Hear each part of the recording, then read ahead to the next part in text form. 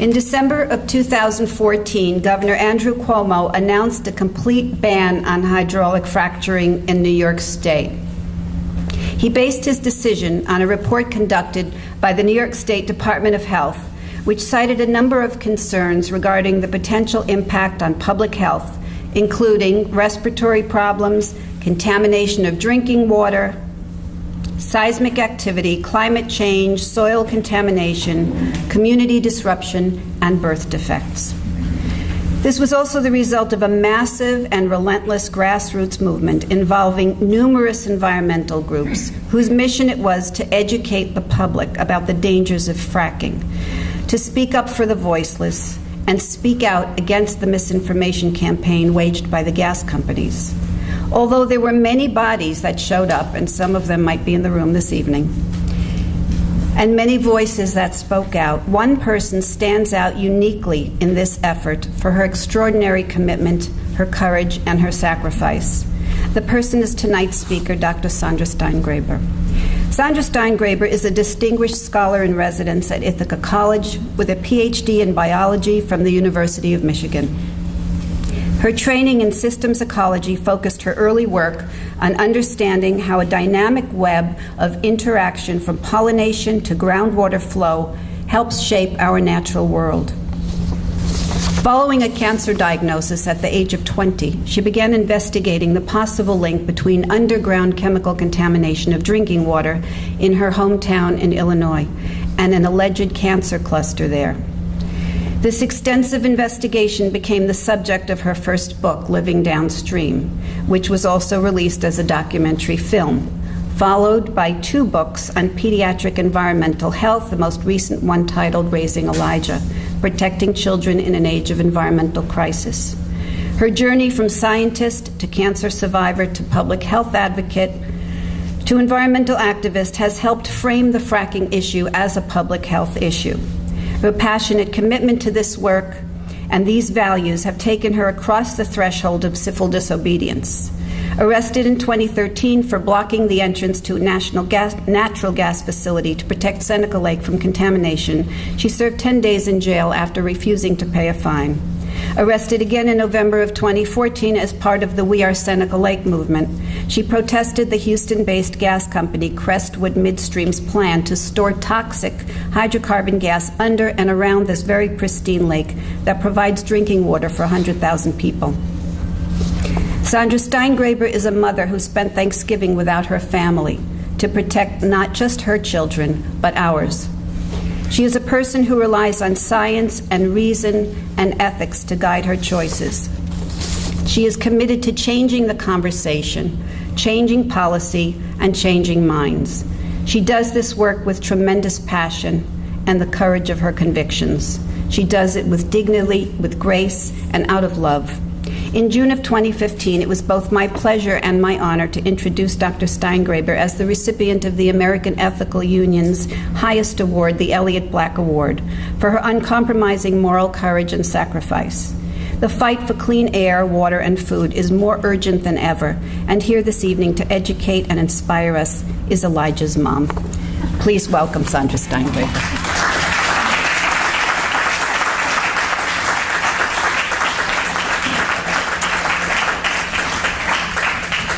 Well, that might just be the loveliest introduction anyone's ever given me, so thank you, Danielle. One small correction. The Chemung County Jail doesn't let prisoners out on national holidays, so I actually, even though I was supposed to be in jail for Thanksgiving, I got dumped out at midnight the day before. And a local farmer then donated a turkey to my family, which I didn't think I was going to be able to roast, but it all worked out. And the son of my friend who also does my social media, Carmi Orenstein, Uriel Orenstein, who I had that Thanksgiving turkey with, is in the audience tonight. So lots of good folks here. Thank you, Food and Water Watch, for bringing us all together. It's a group I admire hugely, and it was not a difficult decision to make. When Alex called me up and asked if I would be your speaker, I said yes right away. Food and Water Watch is just an extraordinary shop. I just want to say that.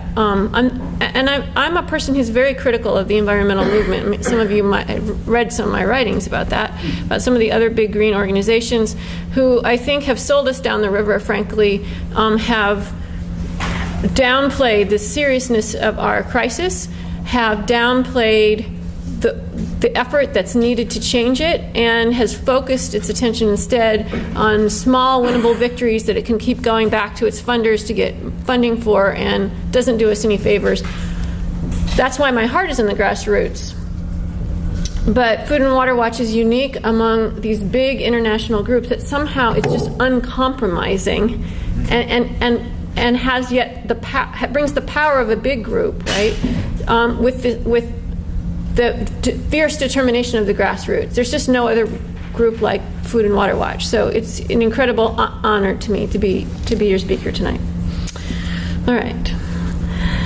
I'm going to take you on a little journey now. When dust falls into water, it changes its name to silt. And 400 million years ago, a mountain range located where the Catskills now stand, eroded and turned into dust, which was carried by the wind and sank into a shallow, nameless sea that once covered New York. And that ocean stretched to what is now Ohio.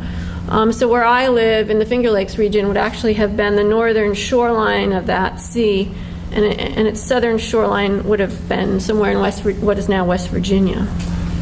So the dust wafted over the ocean, it sank into the water, became silt, sank to the bottom of the sea, and so did all the sea creatures that lived in this ocean. Their bodies, too, at the end of their lives, sank to the bottom of this ocean.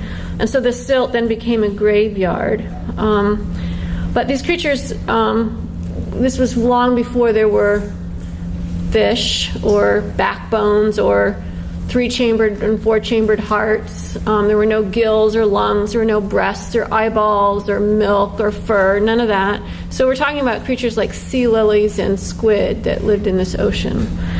So their bodies then filled up this cemetery at the bottom. And there was one key difference, though.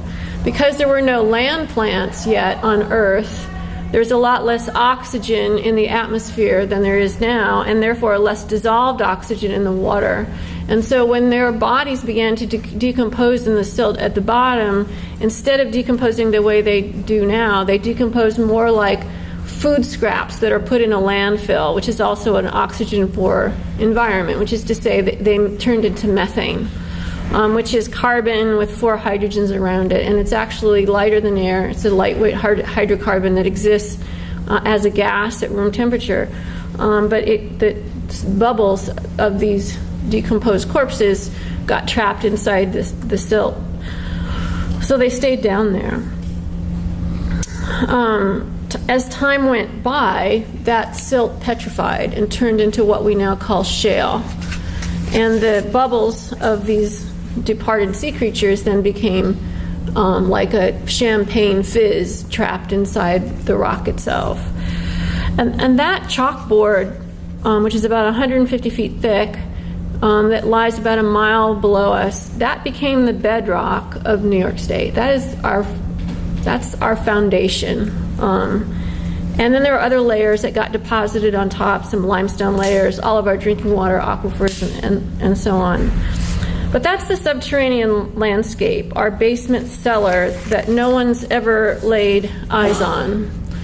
And the battle that we fought here in New York about that bedrock was really over whether or not to redesign that landscape by blowing it apart into shards in order to liberate the bubbles of those ancient dead things and bring them to the surface as methane, put them in a pipeline and send them somewhere, light it on fire and do something with it. Either the whoosh that you hear when your furnace turns on, or the puff that you experience when you turn your gas stove on here in Manhattan, or to a power plant that would actually generate electricity through the combustion of methane.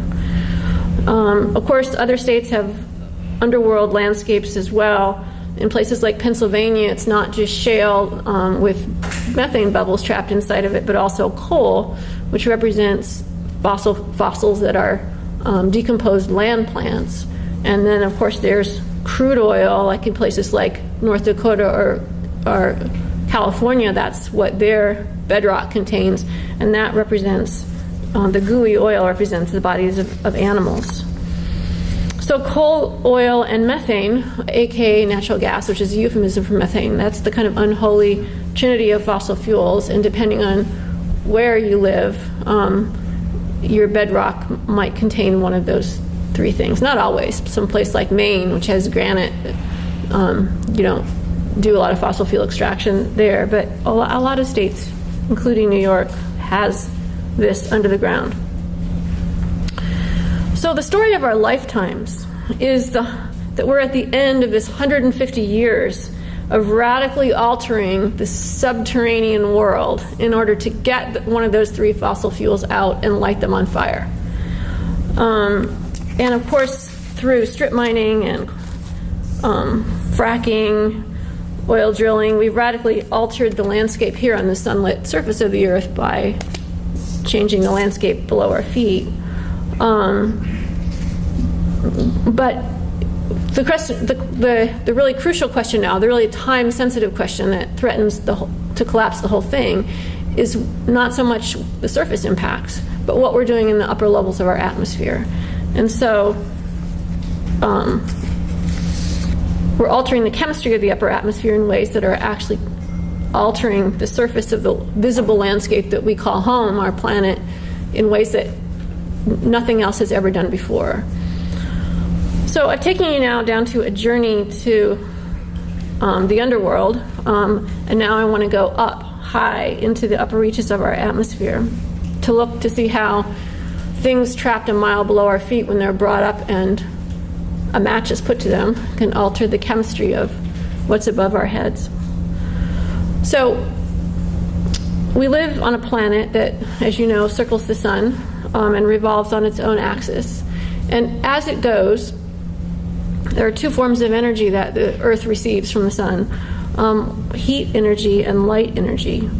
And when the Earth rotates and turns away from the sun at night, the light energy entirely disappears. It just becomes dark, and there's no light that remains.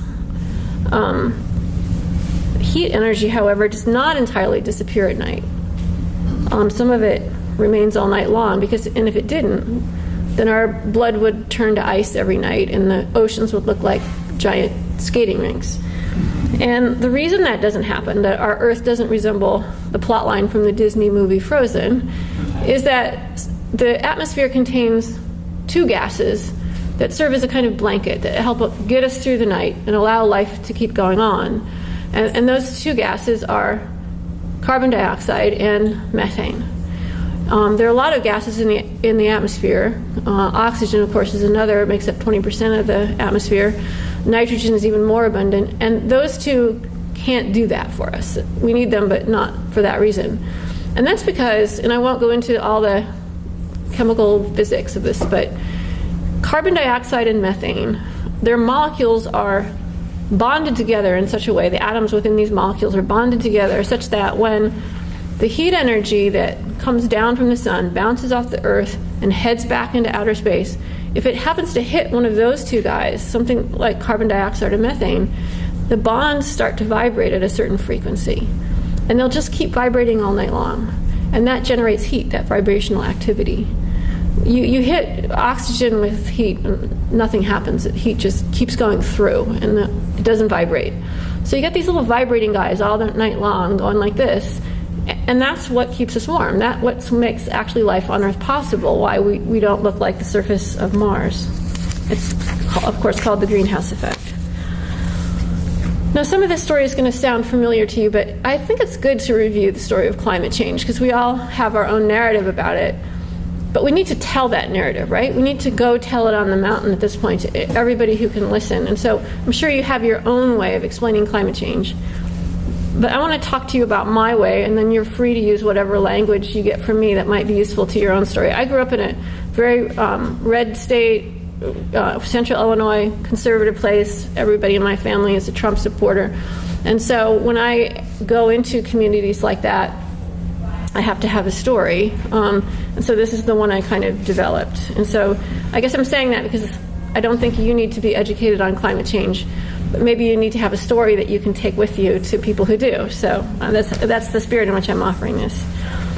So starting with the industrial age of about 150 years ago, we started shoveling fossil fuels into ovens. And by doing that, we have increased the amount of carbon dioxide into the atmosphere by about 40%. So there's 40% more carbon dioxide now than there used to be before we discovered we could light coal on fire. Sandra, can you just put the microphone a little closer to you? Yeah. And there's actually 3 times more methane in the atmosphere, because you cannot drill for natural gas or for crude oil without methane wafting out of the the hole in the ground. Each of those drills are like cigarettes in the earth. They just are going to waft methane into the atmosphere. Is it still not right?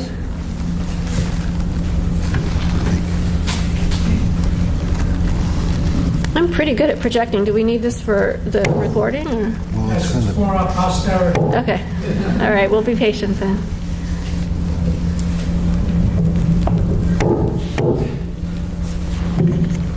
Okay? That's fine with me? Okay. So the result, of course, is you have lots and lots more vibrating molecules than we used to, so it becomes like a blanket at night that you can't kick off. So we're retaining a lot more heat at night.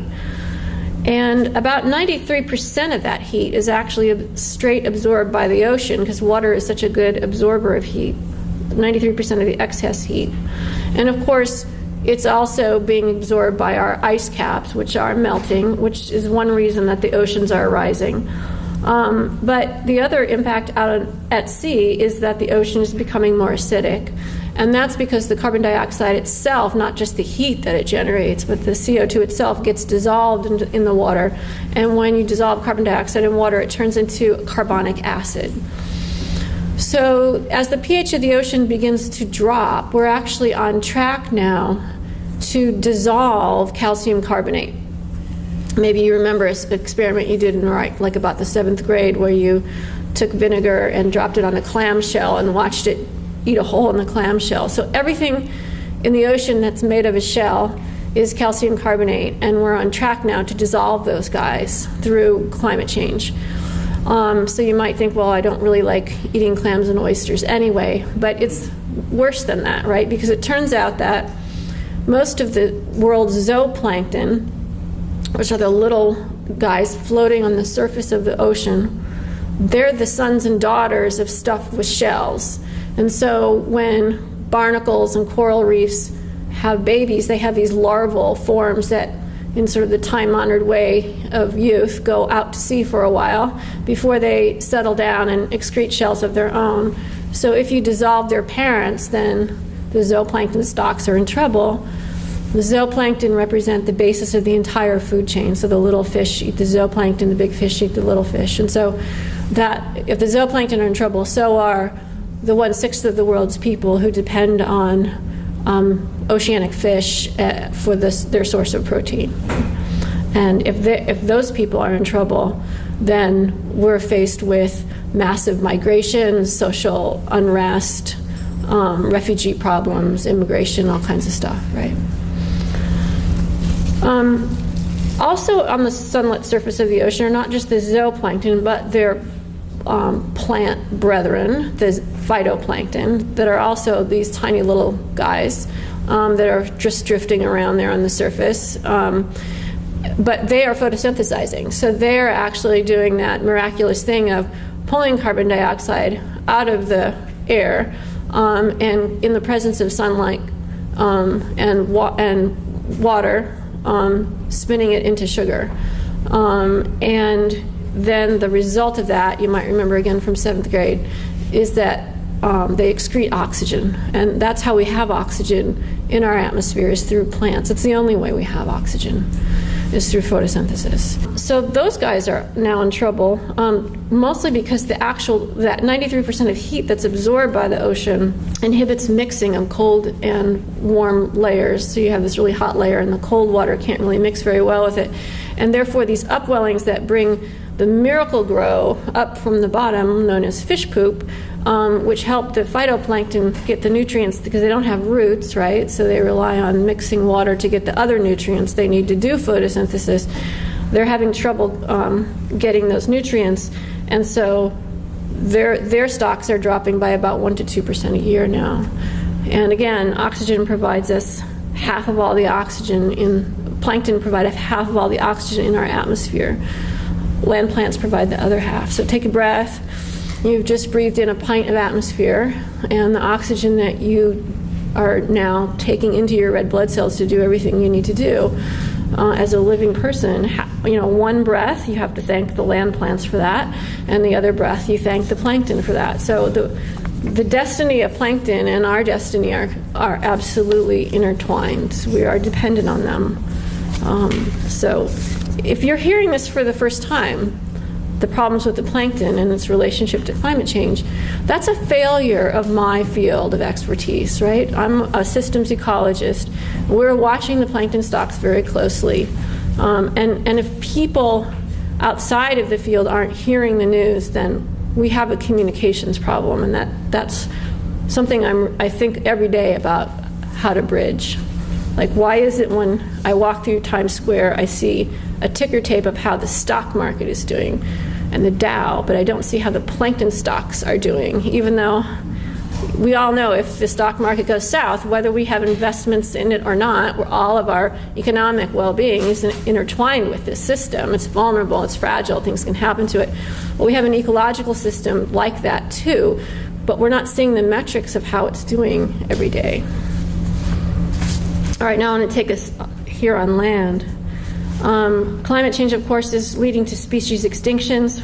This unfortunate fact that 1 in every 4 mammals is now going extinct, 1 in every 2 bird species on track for extinction, 1 in every 3 marine mammals. Droughts and floods, as a result of changing rates of evaporation, mean that there's less available fresh water for people. Only 2% of the world's water is fresh. The other 98% is ocean water. And of that 2%, half of it, 1%, is trapped as ice at the poles. And so that only leaves water is the 1%. So all the water that all living things need is fresh water is only 1% of all the water. We're all 65% water by weight. So if we are making water less available to people, that also contributes to social unrest. One of the new things we're paying attention to in my field is how increases in carbon dioxide concentration in the atmosphere are changing plant growth. The old thinking was that if you just loaded up the atmosphere with carbon dioxide, the plants would love that because that's what they use to photosynthesize from, and they would actually grow faster. But it turns out it's way more complicated than that. And then oftentimes it changes what's called root to shoot ratios. So even though the plant might grow faster, it might create less seeds. And if we're talking about a grain crop, the seeds are the only part that we eat. So if the plant makes more stalk or something that's not digestible to us and less seeds, then that's a problem. But the most recent evidence shows that plants are becoming less nutritious as you add carbon dioxide to the atmosphere, and their ability to absorb things like zinc and iron are inhibited if you raise the carbon dioxide levels. So it turns out to be too much of a good thing.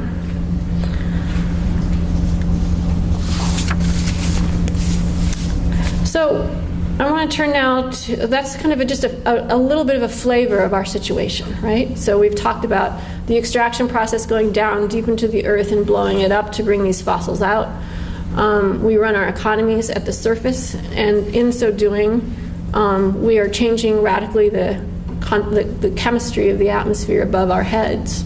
So we're all the way from the center of the earth to the heavens. Fossil fuels are redesigning our planet in ways that have many consequences that are now called an existential threat to humanity, which is, I think, an unfortunate term. I think we need to say it's threatening human existence, because that's what existential threat means, but it's an over-intellectualized phrase.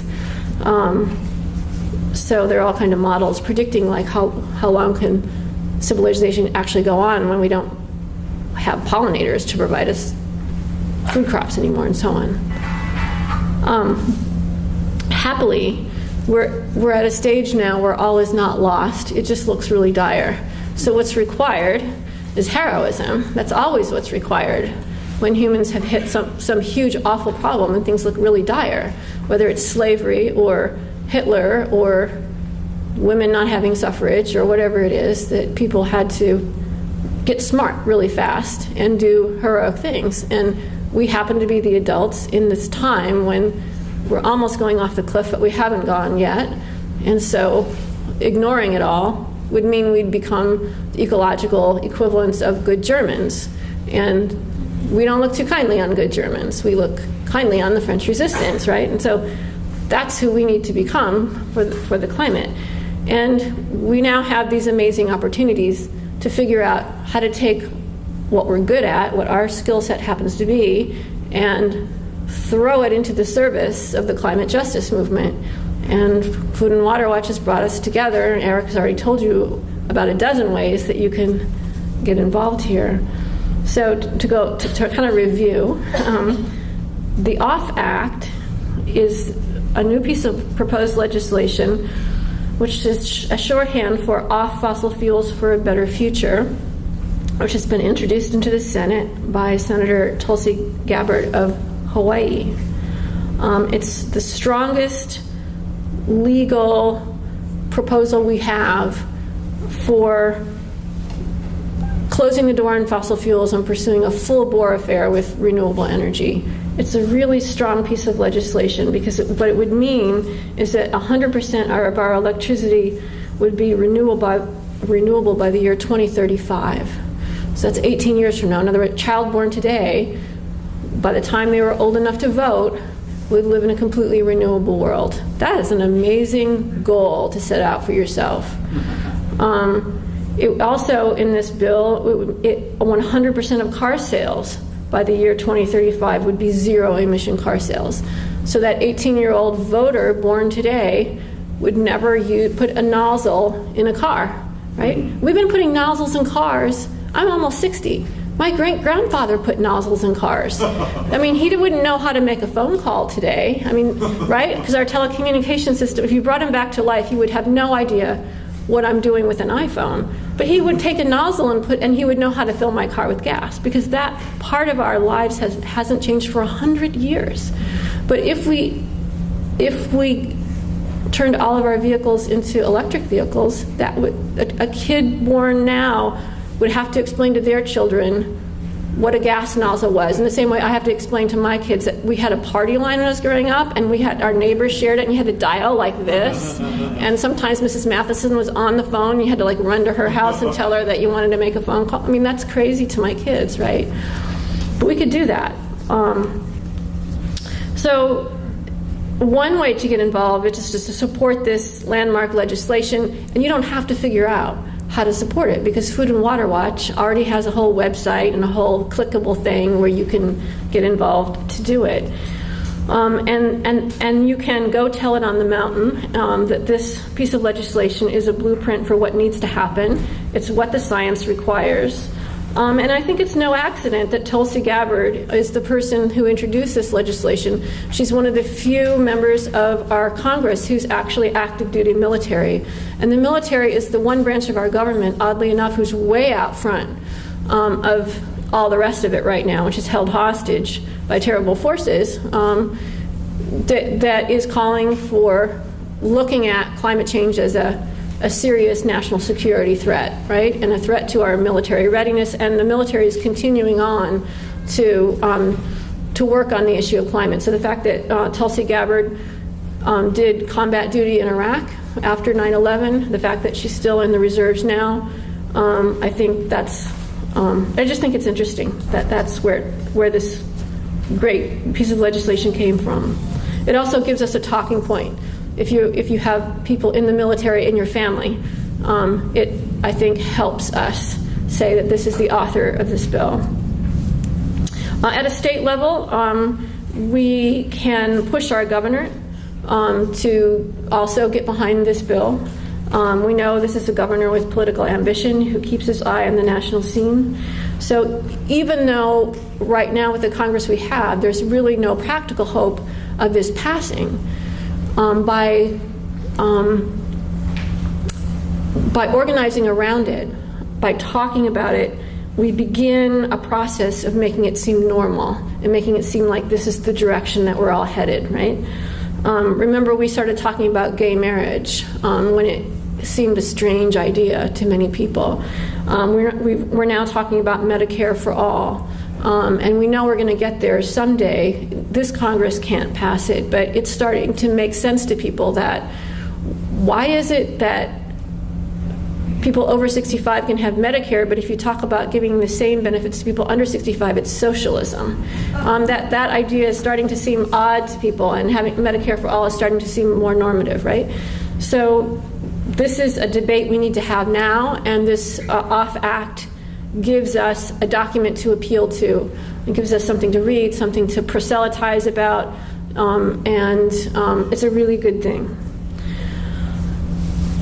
So I think here in New York, we're in a good place because when we reflect on the successes that we've already had against the fossil fuel industry, it's clear that when we ask for what we want, not what we think we should settle for because it's realistic, but when we really say, what does the science require? How do we want to live? What's our vision for this state? What's Excelsior really mean when it comes to energy? And then we go out and fight for it with our whole hearts.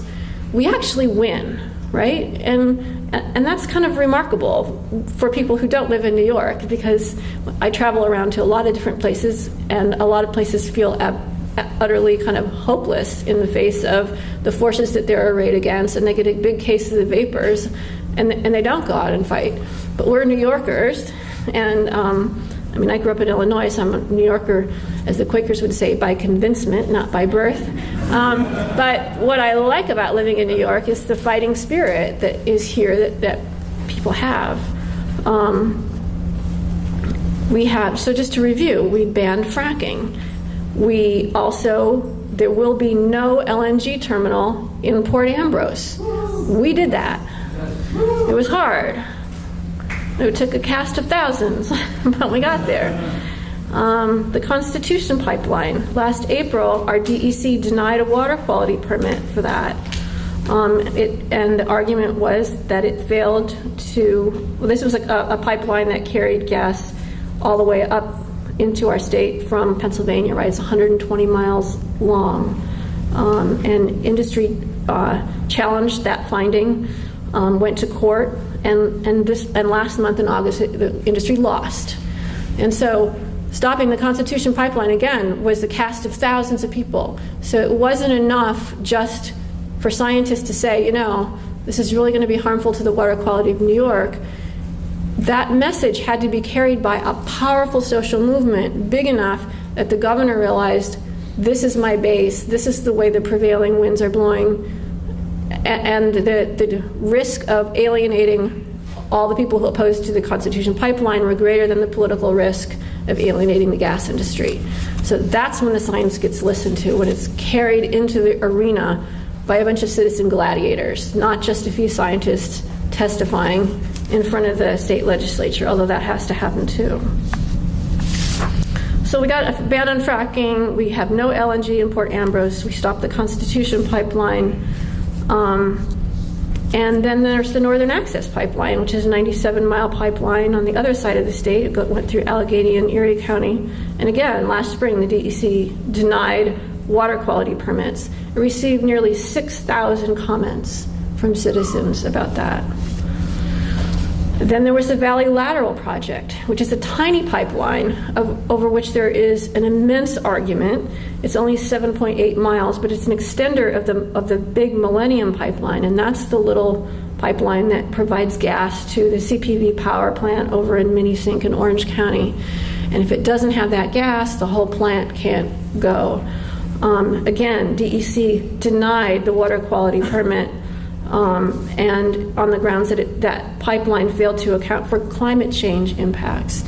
And that was brought about not only by good science, but amazing citizen campaign led by people like Pramila Malik, who were willing to go to jail at one point recently for that, got very smart about the argument in Albany, so had kind of a really good inside and outside game going for their campaign.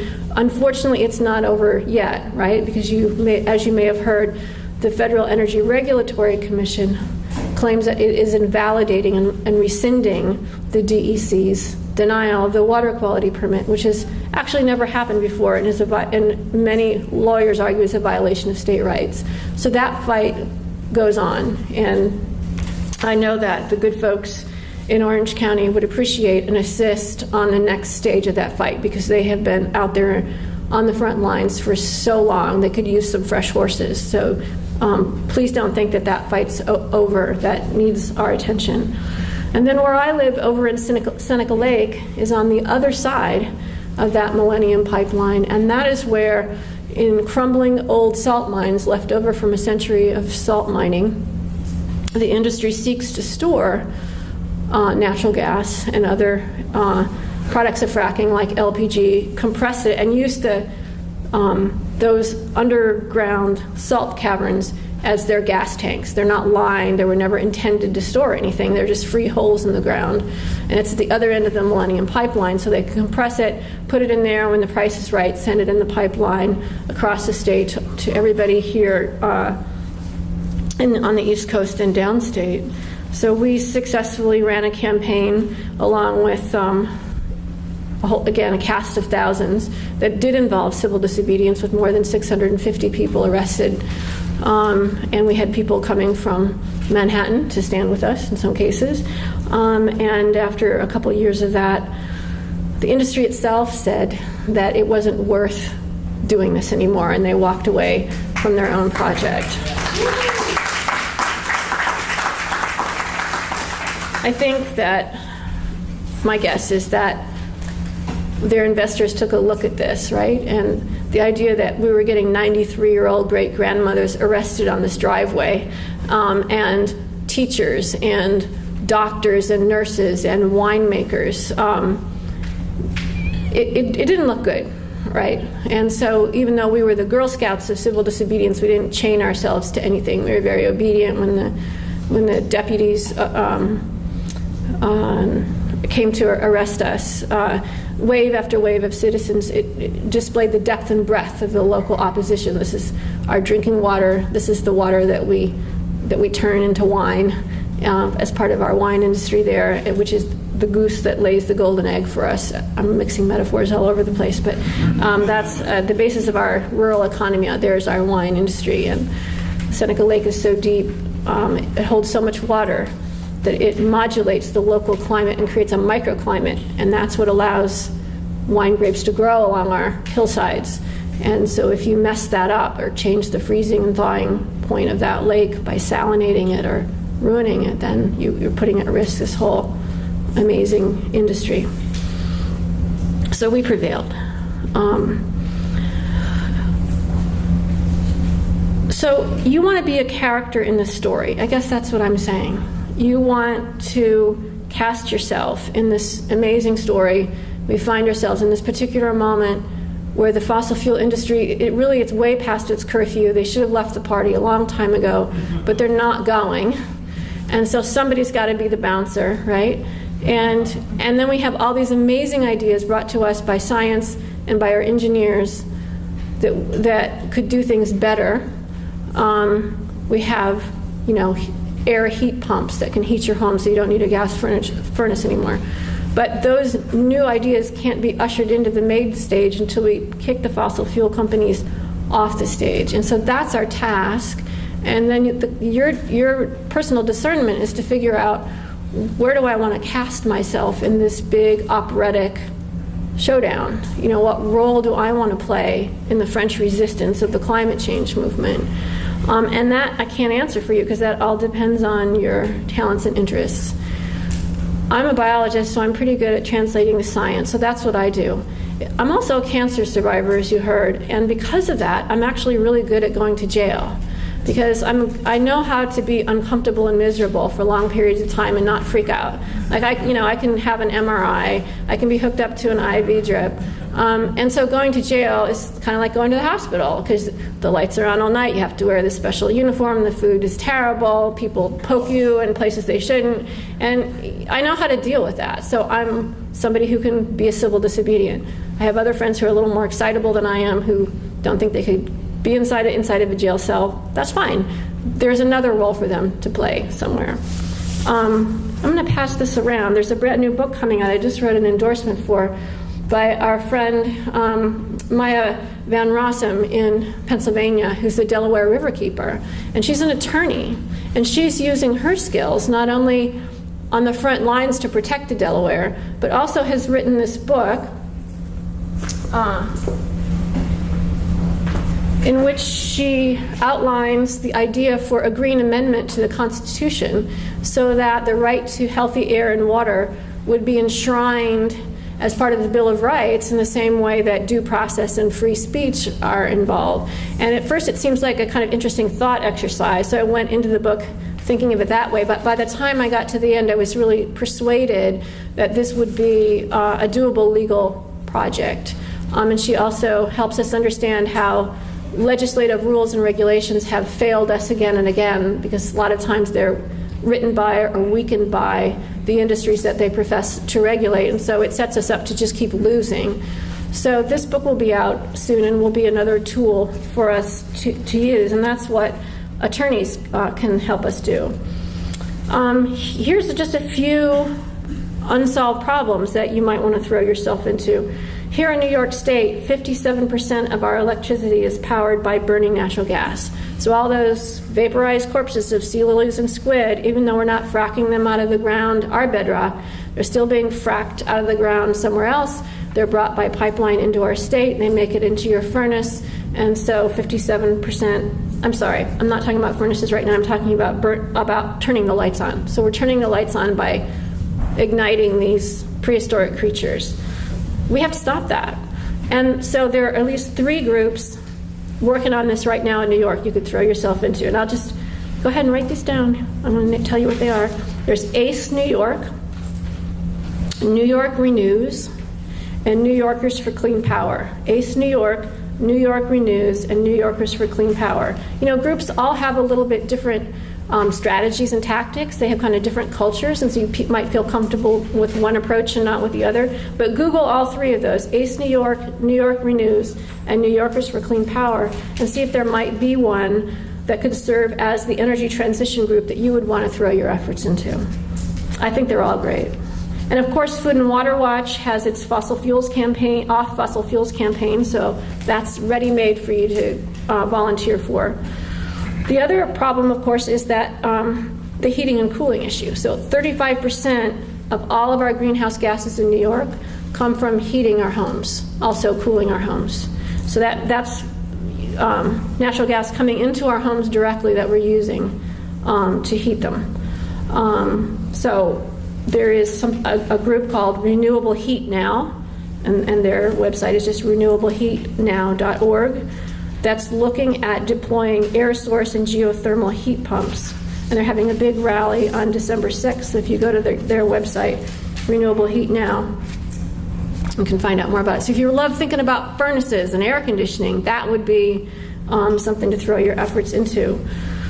New York City and Long Island, there's a big campaign for wind power. The biggest offshore wind farm in the nation is planned off the coast of Long Island. That's made possible by all the good folks that got LNG off the stage, because that's where that was going to go. Now we have an open ocean to do wind power, and it's moving forward. So that would be, if you're really into thinking about that issue, if you have a connection with Long Island, that would be something that would be worthy of your efforts. So to close here, I feel strongly that science alone doesn't move the political process. We need gee-whiz engineering. We need these heat pumps. We need people to invent this stuff. But all those alternative good green engineering things are going to just sit on the shelf. And all the science that I can bring showing evidence for harm isn't going to move the needle unless these things are wedded to a huge social movement. like the abolitionists who got rid of slavery, like the French partisans who helped vanquish the Nazis. So the political pressure from ordinary people, when it's organized into smart, effective campaigns, that's how we win. I mean, that's the lesson I sure learned from all of our years of fighting fracking together. And as you saw, a filmmaker followed us around during that whole campaign that we ran as New Yorkers Against Fracking. And the trailer that you saw at the beginning here represents the trailer for the film Unfractured. And of course, the arts play a role in helping us change norms too. I'm pleased to report as of today that film has been selected as the leading film and in a Toronto Film Festival. It will be part of the opening night gala next month in October. So I'll be traveling with the filmmaker up there. So Canada will learn all about how we ban fracking here in New York, and maybe there will be lessons for that nation state. And then I can't quite tell you the details yet, but in November, expect me to come back to New York City because it will very likely have its premiere here in the city. I'm not supposed to reveal all the details of it yet, but it's a good chance that that's going to happen. At that point, we hope it will play in other film festivals, have a theater run, eventually go on Netflix and things like that, so that vehicles like film can tell the story of successes in one area so that they can become inspirational in other states as we move forward. So thank you again, Food or Water Watch, for the amazing work that you do. I'm your biggest fan, and you all are lucky to live in this state where we have fighting spirits and really smart groups with good tactics and good strategies to take our passions and our science and make it so. Thank you.